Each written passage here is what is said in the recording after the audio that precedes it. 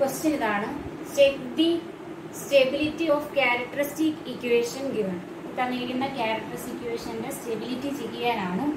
F of Z is equal to Z cube minus 0.2 Z square minus 0.25 Z plus 0.05. ഇതാണ് നമ്മളുടെ characteristic equation. ചിലപ്പോൾ ഇങ്ങനെ തരും, ചിലപ്പോൾ ഈ ഇക്വേഷൻ എഴുതിയിട്ട് ഈക്വൽ ടു 0 എന്നും തരും. അപ്പം ഇതൊരു ഇസഡ് ട്രാൻസ്ഫോമിൽ തന്നിരിക്കുന്ന ക്വസ്റ്റ്യൻ ആണ്. അപ്പൊ ഇസഡ് ട്രാൻസ്ഫോമിൽ തന്നിരിക്കുന്ന ക്വസ്റ്റ്യന്റെ സ്റ്റെബിലിറ്റി കണ്ടുപിടിക്കാൻ നമ്മൾ യൂസ് ചെയ്യുന്ന മെത്തേഡ് എന്ന് പറയുന്നത് ജൂറി സ്റ്റെബിലിറ്റി ടെസ്റ്റ് ആണ്. ജൂറി സ്റ്റെബിലിറ്റി ടെസ്റ്റ് ആണ് നമ്മൾ യൂസ് ചെയ്യുന്നത്. ഓക്കെ, ജൂറി സ്റ്റെബിലിറ്റി പ്രകാരം നമ്മളുടെ നെസസറി കണ്ടീഷൻ, രണ്ട് കണ്ടീഷൻ ഉണ്ട്. റൂത്ത് ഹെർവിറ്റ്സ് നമ്മൾ എസ് ട്രാൻസ്ഫോമിൽ പഠിക്കുമ്പോൾ അല്ലെങ്കിൽ ലാപ്ലാസ് ട്രാൻസ്ഫോമിൽ ചെയ്യുമ്പോൾ ഉള്ളതുപോലെ തന്നെ ഇവിടെയും രണ്ട് കണ്ടീഷൻ ഉണ്ട്. ഫസ്റ്റ് കണ്ടീഷനെ നെസസറി കണ്ടീഷൻ എന്നാണ് പറയുന്നത്. സെക്കൻഡ് കണ്ടീഷനെ സഫിഷ്യന്റ് കണ്ടീഷൻ എന്നാണ് പറയുന്നത്. അപ്പം നെസസറി കണ്ടീഷൻ എന്ന് വെച്ചാൽ നമുക്ക് എഫ് ഓഫ് 1ന്റെ വാല്യൂവും -1n എഫ് ഓഫ് -1ന്റെ വാല്യൂവും ഗ്രേറ്റർ ദാൻ, ഇത് രണ്ടും ഗ്രേറ്റർ ദാൻ 0 ആയിരിക്കണം. ഇത് രണ്ടും ഗ്രേറ്റർ ദാൻ 0 ആയിരിക്കണം എന്നുള്ളതാണ് നമ്മളുടെ നെസസറി കണ്ടീഷൻ. അപ്പൊ അതിനുവേണ്ടി എഫ് ഓഫ് 1 കണ്ടുപിടിക്കുകയാണ്. 1 കണ്ടുപിടിക്കാൻ നേരത്തെ ഈ ഇസഡിന്റെ പൊസിഷനിലൊക്കെ 1 ഇട്ട് കൊടുക്കുക. അപ്പം ഇസഡിന്റെ പൊസിഷൻ ഇവിടെ 1 ഇടുമ്പോൾ 1 cube minus 0.2 1 square minus 0.25 into 1 plus 0.05 വരും. അഥവാ 1 മൈനസ് 0.2 മൈനസ് 0.25 പ്ലസ് 0.05 ചെയ്യുമ്പോൾ 0.6 എന്ന് കിട്ടും. അപ്പൊ ഇത് ഗ്രേറ്റർ ദാൻ 0 ആണേ. ഓക്കെ, അപ്പൊ എഫ് ഓഫ് 1 ഗ്രേറ്റർ ദാൻ 0 ആയി. അടുത്തത് -1n എഫ് ഓഫ് -1 കണ്ടുപിടിക്കണം. അപ്പൊ n എന്താന്ന് നോക്കാം. ഇവിടെ മാക്സിമം ഓർഡർ വന്നതെന്ന് വെച്ചാൽ 3 ആണ്. n എന്ന് പറയുന്നത് n ഈസ് ഈക്വൽ ടു അപ്പം 3 ആയിരിക്കും. അപ്പൊ ഇവിടെ n-ന് പകരം 3 ഇട്ട് കൊടുക്കുക. ഇസഡിന് പകരം -1 ഇടണേ. അപ്പൊ -1/3. ഇസഡിന് പകരം -1 ക്യൂബ് മൈനസ് 0.2 ഇൻറ്റു ഇസഡിന് പകരം -1 square minus 0.25 into -1 plus 0.05 equal to -1 into -1ന്റെ ക്യൂബ് എന്ന് പറയുന്നത് -1 തന്നെയാണ്. മൈനസ് 0.2 പ്ലസ് 0.25 പ്ലസ് 0.05 ആഡ് ചെയ്യുമ്പോൾ വരുന്നത് -1 ഇൻറ്റു -0.9 ആണ്. ഈസിക്കൽ ടു 0.9 എന്ന് വരും. Greater than 0. therefore ഇവിടെ നമ്മളുടെ നെസസറി കണ്ടീഷൻ എന്ന് പറയുന്നത് F of 1 greater than 0 and -1n f of -1 greater than 0 is satisfied. Necessary condition satisfy ചെയ്യും. ഇനി നമുക്ക് നോക്കേണ്ടത് സഫിഷ്യന്റ് കണ്ടീഷൻ ആണ്. സഫിഷ്യന്റ് കണ്ടീഷനിൽ പറയുന്നതെന്ന് വെച്ചാൽ നമുക്കൊരു റോ ഫോം ചെയ്യണം. ആ റോയിലെ ടോട്ടൽ നമ്പർ ഓഫ് എലമെന്റ്സ് എന്ന് പറയുന്നത് അല്ലെങ്കിൽ ടോട്ടൽ നമ്പർ ഓഫ് റോ എന്ന് പറയുന്നത് 2n-3 റോസ് ആയിരിക്കും. ഇതിന് n എന്ന് പറയുന്നത് 3 ആണ്. അപ്പൊ 2 × 3 6 വരും, -3 വരും. അഥവാ 6 - 3 റോസ് ആണ് ഫോം ചെയ്യുന്നത്. അതുകൊണ്ട് ഞാനിവിടെ 1 2 3 3 റോ ആണ് എഴുതിയിരിക്കുന്നത്.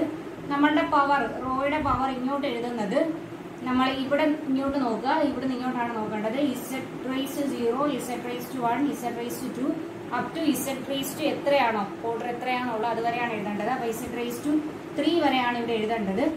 ഇവിടെ നിങ്ങൾ നോക്കുവാണെങ്കിൽ ഇതിന്റെ കോഎഫിഷ്യന്റ് Z⁻0യുടെ കോഎഫിഷ്യന്റിനെ A0 എന്ന് പറയും, ഇതിനെ A1 എന്ന് പറയും, ഇതിനെ A2 എന്ന് പറയും, ഇതിനെ A3 എന്ന് പറയും. അതാണ് ഇവിടെ എഴുതുന്നത്. A0 A1 A2 A3. അതിനുശേഷം അതിന്റെ നേരെ ഈ A3 എടുത്ത് ഇങ്ങോട്ട് ഫ്രണ്ടിൽ എഴുതാം, A2 രണ്ടാമത് എഴുതാം, 1 0 എന്ന്. പിന്നീട് നെക്സ്റ്റ് ഒരു റോ വരുമ്പോഴത്തേക്കും വേറൊരു പുതിയ കോഎഫിഷ്യന്റ് കണ്ടുപിടിക്കുകയാണ് ചെയ്യുന്നത്. അതിന്റെ വാല്യൂ B0 B1 B2 ആയിരിക്കും. ഒരു റോ ലെസ് ആയിരിക്കും. നേരത്തെ അപേക്ഷിച്ച് ഒരു റോ ലെസ് ആയിരിക്കും. അത് കൂടാതെ നിങ്ങൾ ഓർത്തിരിക്കുക, ലാസ്റ്റ് റോയിൽ എപ്പോഴും 3 കോഎഫിഷ്യന്റ് മാത്രമേ കാണത്തുള്ളൂ. ഇനി ഞാൻ ഈ വാല്യൂസ് എടുത്ത് എഴുതുവാണ്. റോയിൽ z⁻0, z⁻1, z⁻2, z⁻3. അപ്പൊ A0യുടെ വാല്യൂ 0.05 ആണ്. അതാണ് ആദ്യം എഴുതിയേക്കുന്നത് 0.05. രണ്ടാമത്തെ വാല്യൂ -0.25 ആണ്. അതുകൊണ്ട് -0.25 എഴുതുക.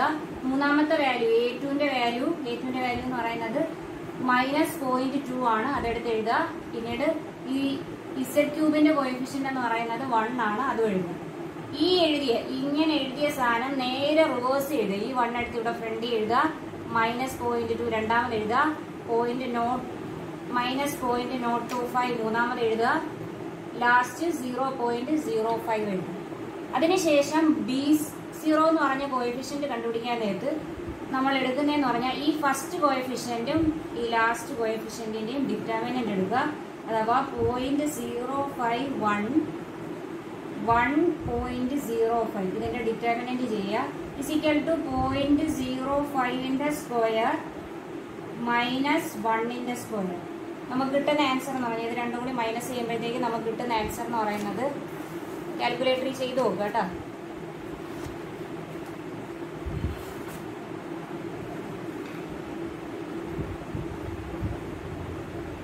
ഇതൊരു മൈനസ് വാല്യൂ ആണ് കിട്ടുന്നത്. -0.9975 എന്നാണ് കിട്ടുന്നത്. അതിനുശേഷം B1 കണ്ടുപിടിക്കുക. B1 കണ്ടുപിടിക്കാൻ നേരത്ത് നമ്മൾ ഈ ഫസ്റ്റ് സെറ്റ് അതേപോലെ തന്നെ കീപ്പ് ചെയ്യും. എന്നിട്ട് ഇവിടെ നിന്നും ഷിഫ്റ്റ് ചെയ്ത് ഇവിടോട്ട് എഴുതുക.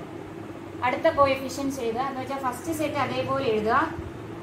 എന്നിട്ട് ഈ കോഎഫിഷ്യന്റ് എഴുതുക. -0.2ഉം -0.25.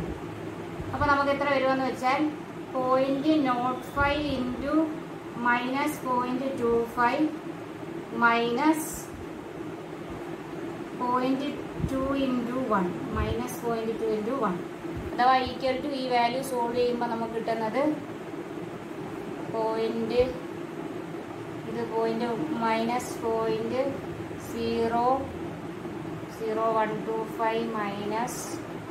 മൈനസ് എന്ന് പറയുന്ന പ്ലസ് ആവും. 0.2 വരും. ഈ വാല്യൂ ഒരു പ്ലസ് വാല്യൂ ആണ് വരുന്നത്. +0.1875 എന്ന് വരും. അതിനുശേഷം നെക്സ്റ്റ് വാല്യൂ B0 കണ്ടുപിടിക്കാൻ നേരത്ത് വീണ്ടും ഒന്നും കൂടി ഇങ്ങോട്ട് ഷിഫ്റ്റ് ചെയ്യാം. ഈ അടുത്ത പോയിന്റിലോട്ട് ഷിഫ്റ്റ് ചെയ്യുക. ആ വാല്യൂസ് വേണം എഴുതാൻ. എന്ന് വെച്ചാൽ നമ്മൾ ഈ ഫസ്റ്റ് റോ അതേപോലെ തന്നെ കീപ്പ് ചെയ്ത് അതേപോലെ തന്നെ എഴുതുക. 0.05 1ഉം സെക്കൻഡ് റോയ്ക്ക് പകരം നമ്മൾ എഴുതുന്നത് -0.25ഉം 0.2. അപ്പൊ നമുക്ക് കിട്ടുന്നതെന്ന് വെച്ചാൽ അത് ചെയ്യുമ്പോഴത്തേക്ക് കിട്ടുന്നതെന്ന് വെച്ചാൽ ഇത് തമ്മിൽ മൾട്ടിപ്ലൈ ചെയ്യുക. 0.05 into 0.2 വരും. 0.05 into 0.2 -0.2 ആണ്. -0.2 minus 1 into -0.25 equal to 0.05 into 0.2 ചെയ്യുമ്പോഴത്തേക്കും നമുക്ക് -1 എന്ന് കിട്ടും. -0.1 എന്ന് കിട്ടും. +1.25 കിട്ടും. അഥവാ ഈക്വൽ ടു ഇത് 0.24 എന്നാണ് കിട്ടുന്നത്. 0.24 എന്ന് കിട്ടും. ഇനി ഈ വാല്യൂസ് ആണ് നമ്മൾ ഇവിടെ B0, B1, B2 ആയിട്ട് എഴുതുന്നത്. അഥവാ ഇത് -0.9975 എന്ന് വരും. ഇത് 0.1875 എന്ന് വരും. ഈ വാല്യൂ എന്ന് പറയുന്നത് 0.24 എന്ന് വരും. അങ്ങനെ 3 വാല്യൂസ് കിട്ടി. ഇതാണ് നിങ്ങളുടെ റോ. ഇനി നോക്കണ്ടെന്ന് വെച്ചാൽ നമുക്ക് A0യുടെ വാല്യൂവും ANന്റെ വാല്യൂ നോക്കുക. B0യുടെ വാല്യൂവും BNന്റെ വാല്യൂ നോക്കുക. അഥവാ ഇതാണ് നോക്കുന്നത്. മാഗ്നിറ്റ്യൂഡ് ഓഫ്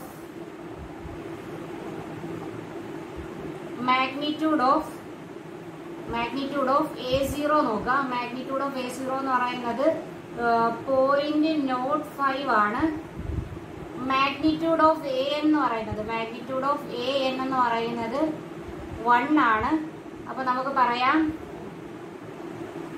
ഇതിൽ നിന്ന് നമുക്ക് പറയാൻ പറ്റുന്നത് മാഗ്നിറ്റ്യൂഡ് ഓഫ് A0 എന്ന് പറയുന്നത് less than magnitude of AN ആണ്.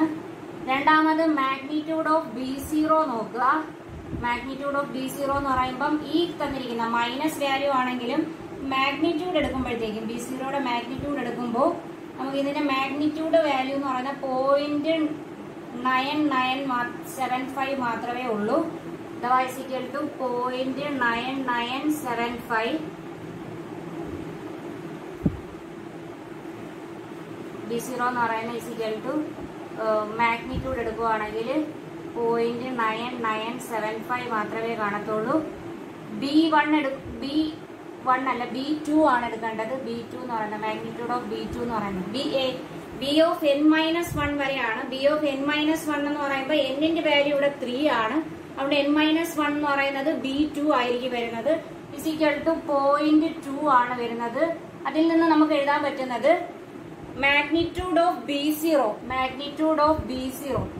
ഇവിടെ എഴുതാം. മാഗ്നിറ്റ്യൂഡ് ഓഫ് B0 എന്ന് പറയുന്നത് greater than magnitude of B2 ആയിരിക്കും. അഥവാ Bn-1 ആയിരിക്കും. അപ്പൊ നമ്മളുടെ സഫിഷ്യന്റ് കണ്ടീഷനും സാറ്റിസ്ഫൈ ചെയ്തു. നെസസറി കണ്ടീഷനും സഫിഷ്യന്റ് കണ്ടീഷൻ, ഇതാണ് നമ്മളുടെ സഫിഷ്യന്റ് കണ്ടീഷൻ എന്ന് പറയുന്നത്. Sufficient condition magnitude of B0 greater than B2 ആവണം. അതുപോലെ magnitude of A0 less than A3 ആവണം. AN ആവണം എന്നാണ്. A3 ആവണം. ഇതാണ് നമ്മളുടെ സഫിഷ്യന്റ് കണ്ടീഷൻ. അപ്പൊ സഫിഷ്യന്റ് കണ്ടീഷനും നെസസറി കണ്ടീഷനും സാറ്റിസ്ഫൈ ചെയ്താൽ ഈ സിസ്റ്റത്തിനെ നമുക്ക് സ്റ്റേബിൾ എന്ന് വിളിക്കാം. Therefore the system is stable.